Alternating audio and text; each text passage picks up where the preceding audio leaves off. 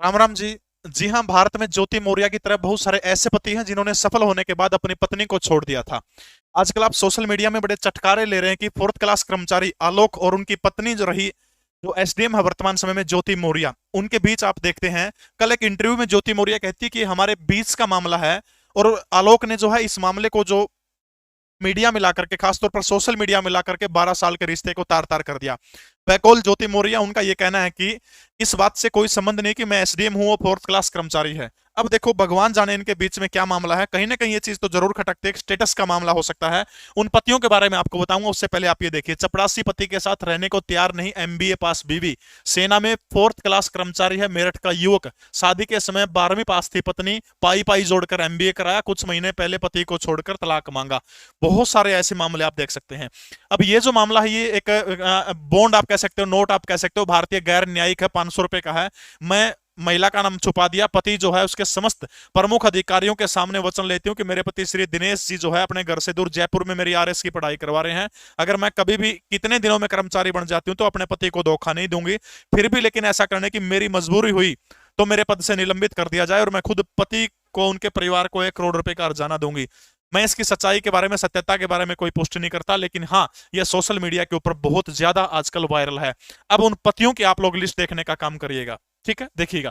Civil सेवा परीक्षा की तैयारी कर रही थी पत्नी, ज्योति मौर्य केस के बाद पति ने इस कारण छुड़वा दी पढ़ाई। अमर उजाला की खबर है, मेरी घर की खबर नहीं है ये, ठीक है।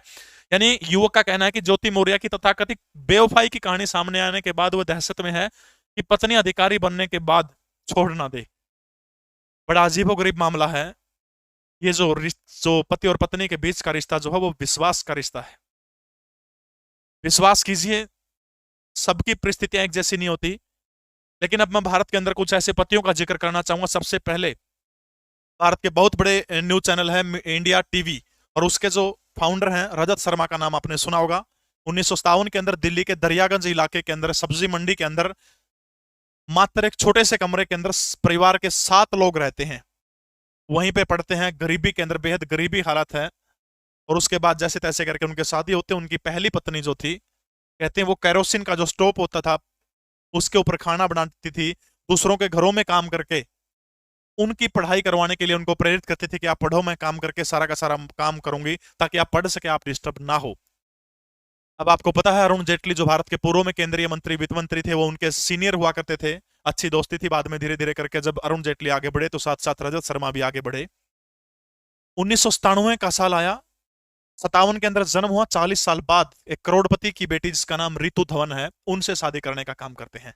किसी को नहीं मालूम कि पहली पत्नी कहां चली गई। 40 साल की उम्र के अंदर रितु धवन से शादी करते हैं। जबकि खुद एक इंटरव्यू के अंदर रजत शर्मा ये बताते हैं कि मेरी पत्नी का बहुत बड़ा हाथ है, उस कमरे के अंदर बहुत सारा काम उनकी पत्नी के बिना नहीं हो सकता था, उनकी सफलता के अंदर उनका योगदान है। वो रितु धवन की बात नहीं कर रहे, वो उस पत्नी की बात करे जिन्होंने एक छोटे से कमरे में, 10 बाई 12 के कमरे के अंदर साथ दिया था। कोई नहीं, किसी को नहीं पता।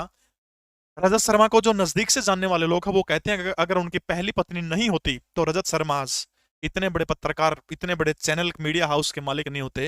वो किसी किताबों की दुकान पर सेल्समैन बन सकते थे। इससे बड़ा काम उनकी पत्नी के बिना नहीं हो सकता था। हालांकि रजत शर्मा का मेहनत में कोई कमी नहीं है, लेकिन उनकी पत्नी का मेहनत भी बहुत मायने रखती है। दूसरी कहानी आपने सुनी होगी, मशहूर फिल्म अभिनेता धर्मेंद्र का नाम आपने सुना होगा। शादी, प्रकाश कौर उनकी बीवी, आपने नाम सुना होगा। कावाड़ा गांव पड़ता है एक पंजाब के अंदर। अपनी अंगूठी बेच के, कहते हैं, प्रकाश कौर ने फ्रंटियर मेल, जो सीधी इधर से मुंबई जो ट्रेन जाती है पंजाब से, उसकी टिकट करवाई, मुंबई में रहने का खर्चा दिया। बाद में वहां जाकर के हेमा मालिनी, आप सब जानते हैं, उनसे इश्क हुआ और उसके बाद आंखें लड़ी। लेकिन यहाँ धर्मेंद्र की एक सबसे खास बात जो मुझे अच्छी लगी कि वो अपनी पहली बीवी को तलाक नहीं देना चाहते थे। लेकिन हिंदू धर्म इसकी इजाजत नहीं देता कि आपकी एक पत्नी है तो आप दूसरी पत्नी से शादी नहीं कर सकते हिंदू धर्म के अनुसार। तब क्या तय किया गया, धर्मेंद्र जो है इस्लाम कबूल कर लेते हैं। ये मैं नहीं कहता, ये नव भारत टाइम की रिपोर्ट ये कहती है, आप देख लीजिए।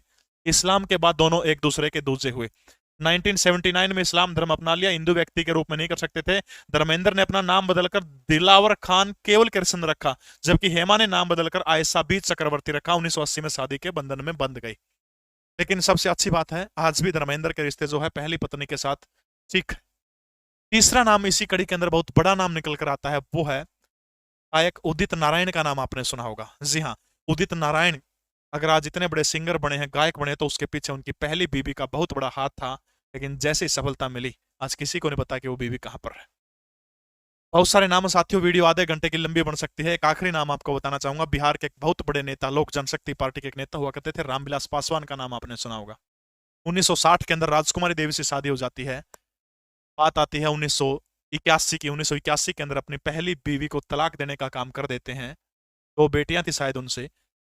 और उसके बाद में 1983 के अंदर हरियाणा प्रदेश की रहने वाली रीना, जो एयर होस्टेस है, उनसे जहाज के अंदर मुलाकात होती है और उसके बाद रीना से शादी कर लेते हैं पहली पत्नी को तलाक देने के बाद। अब चिराग पासवान जो है शायद रीना के ही बेटे हैं वो। तो ऐसा नहीं है कि ये ज्योति मौर्य का हिंदुस्तान के अंदर पहला मामला है। मैंने बहुत सारी लंबी लिस्ट 15-20 नाम गिना सकता हूं मैं अभी भी, ऐसे जिन पतियों ने अपनी पत्नियों के साथ ये काम किया। हमें किसी की पारिवारिक जो पृष्ठभूमि जो है, या फिर जिसके जो आपस की बेडरूम के अंदर झांकने का अधिकार हमें है तो संविधान का अनुच्छेद 19 देता, नहीं कोई सनातन का किसी भी धर्म का कोई कानून देता। हाँ, एक पुरुष होते हुए आलोक की व्यथा को समझ सकता हूं कि वास्तव में उसके साथ जो हुआ, अगर ये सही है कि पीएन होने के कारण, स्टेटस मैच ना होने के कारण छोड़ दिया, तो ज्योति मौर्य आपने बहुत गलत किया है। हजारों नहीं लाखों लोगों की पत्नियां शायद बाहर पड़ती हैं, उन सब के विश्वास को, अगर ये बात सच है तो आपने चकनाचूर करने का काम कर दिया है। बहुत सारे लोगों को उम्मीद शायद टूटने लगे। ये पीछे खबर मैं आपको दिखा रहा था, ये खबर आने लगे। लेकिन फिर भी जब तक हमें किसी मामले की तह का अंदर की बात नहीं पता, तब तक हम कुछ नहीं कह सकते। तो ये कहानी जो थी दोस्तों, आपको कैसी लगी? अपनी राय कमेंट के अंदर जरूर रखिएगा कि गलत कौन है, कौन सही है। जय हिंद।